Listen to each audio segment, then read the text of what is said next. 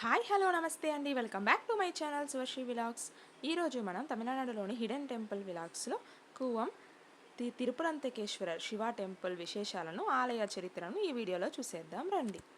ఈ వీడియోని first time చూస్తున్నట్టయితే నా ఛానల్ని సబ్స్క్రైబ్ చేసుకోండి, పక్కన ఉన్న బెల్ ఐకాన్ని క్లిక్ చేయండి. అప్పుడే నేను పెట్టే ప్రతి వీడియో మీకు ముందుగా నోటిఫికేషన్కి అయితే వస్తుంది. ఈ ఆలయం అయితే తిరువల్లూరు డిస్టిక్లోని కూవం అనే విలేజ్లో అయితే ఉందన్నమాట. మనకు ఈ ఆలయం 7th సెంచరీలో పల్లవాస్ అయితే నిర్మించారు. ఆ తర్వాత Chola Kings and Vijayanagara Kings అయితే డెవలప్ చేశారు. ఈ ఆలయం 276 పాదపెట్ట స్థలాలలో ఒకటిగా చెప్పుకోవచ్చు. అలాగే శివక్షేత్రాలలో ఈ ఆలయం 14వ శివక్షేత్రం.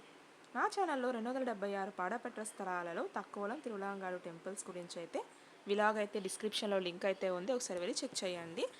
అయితే ఈ టెంపుల్ గురించి విశేషాలు చూసుకున్నామంటే, ఈ టెంపుల్ యొక్క రాజగోపురం మనకి తూర్పు ముఖద్వారంగాను, మూల విరాట్ అయిన స్వామివారు స్వయంభూగా ఇక్కడ మనకి దర్శనమైతే ఇస్తారు. ఆలయం మొదటిగా మనకు అమ్మవారి దర్శనం అయితే జరుగుతుంది. అనగా ముందుగా అమ్మవారికి అభిషేకాలు పూజలు చేశాకనే ఈ ఆలయంలో స్వామివారికి అభిషేకాలు చేస్తారన్నది ఇక్కడి ఆచారం అన్నమాట. అయితే ఈ ఆలయం యొక్క చరిత్ర చూసుకున్నామంటే, త్రిపుర అనే ముగ్గురు రాక్షసులు అనగా తారకాక్ష, కామలాక్ష, విద్యున్మాలి అనే ఈ ముగ్గురు దేవతలను పీడించగా దేవతలందరూ కలిసి బ్రహ్మదేవునికై మొరపెట్టుకున్నారు. బ్రహ్మదేవుడు ఈ ముగ్గురు రాక్షసులను ఆయన ఇచ్చిన వరం గురించి వాళ్ళకి తెలియజేశారు. ఆ వరం ఏమిటంటే, ఈ ముగ్గురు రాక్షసులు ఒకే చోట ఒకే సమయంలో ఒకే బాణంతో అయితే మరణం లభించాలన్నది వారి కోరిక అన్నమాట. కావున బ్రహ్మదేవుడు ఈ రాక్షసులను చంపాలంటే, విముక్తి నుంచి కలిగించాలంటే ముందుగా శివుని వద్దకు వెళ్ళి ప్రార్థించమని కోరారు. అలా అందరూ కలిసి శివుని వద్దకు వెళ్ళి ప్రార్థించగా ఆ సమయంలో మహాశివుడు మహావిష్ణువు మరియు అగ్నితో కలిసిన ఒక బాణాన్ని తయారు చేసి ఈ ముగ్గురు రాక్షసులను వధించిన ప్లేసే ఈ ఆలయం అన్నమాట. ఈ ఆలయం యొక్క మూల విరాట్ అయిన శివలింగానికి దెబ్బ తగిలిన కారణంగా అభిషేకాలైతే అస్సలు నిర్వహించరనమాట. ఈ ఆచారం ఈ టెంపుల్ మొదటి నుంచే ఉందని చెప్తున్నారు. పూజారులు కూడా చేతితో తాకకుండానే స్టిక్స్తోనే పూలమాలలు అయితే స్వామివారికి వేస్తారంట. అలాగే కాకుండా పూజలు అభిషేకాలు అనేటివన్నీ కూడా ఉత్సవమూర్తులైన శివలింగానికి అయితే చేస్తారు, కానీ మూల విరాట్కైతే చెయ్యరు అనేది ఇక్కడి ప్రత్యేకత.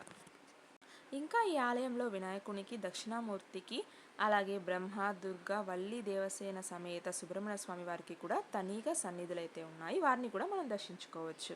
అలాగే నటరాజస్వామి వారికి ఇక్కడ సపరేట్గా రసానాటకం అనే ఒక నాట్య భంగిమలో అయితే స్వామివారు మనకు దర్శనమిస్తారు. ఆయనకి తనీ సన్నిధి అయితే ఉంటుందన్నమాట. ఇక్కడికి వచ్చామంటే తప్పకుండా స్వామివారిని కూడా మనము నటరాజస్వామిని కూడా దర్శించుకోవచ్చు. ఈ ఆలయం మనకి పూందమల్లి నుంచి 50 కిలోమీటర్లు, అంటే కాంజీవరం నుంచి అయితే 55 కిలోమీటర్లు, అరకోణం నుంచి 30 కిలోమీటర్ల దూరంలోను, అలాగే తిరువల్లూరు రైల్వే స్టేషన్ నుంచి జస్ట్ 19 కిలోమీటర్ల దూరంలో అయితే ఈ ఆలయం ఉంటుంది. అయితే మనం టైమింగ్స్ చూసుకున్నామంటే మార్నింగ్ 6 నుంచి 12 వరకు అండ్ ఈవినింగ్ 5 నుంచి 7 వరకు అయితే టెంపుల్ తెరిచి ఉంటుంది. నా ఈ వీడియో కానీ మీకు నచ్చినట్టయితే ప్లీజ్ నా ఛానల్ సబ్స్క్రైబ్ చేసుకోండి, అనే పక్కన ఉన్న బెల్ ఐకాన్ క్లిక్ చేయడం మర్చిపోకండి. అలాగే ఒక లైక్ చేసి షేర్ చేసి మీ ఫ్రెండ్స్ అందరికీ కూడా నా వీడియోని సెండ్ చేయండి. మరొక వీడియోతో మళ్ళీ కలుద్దాం. నా రిమైనింగ్ వీడియోస్ అన్ని లింక్ డిస్క్రిప్షన్లో ఉంది, ఒకసారి చెక్ చేయండి. Thank you.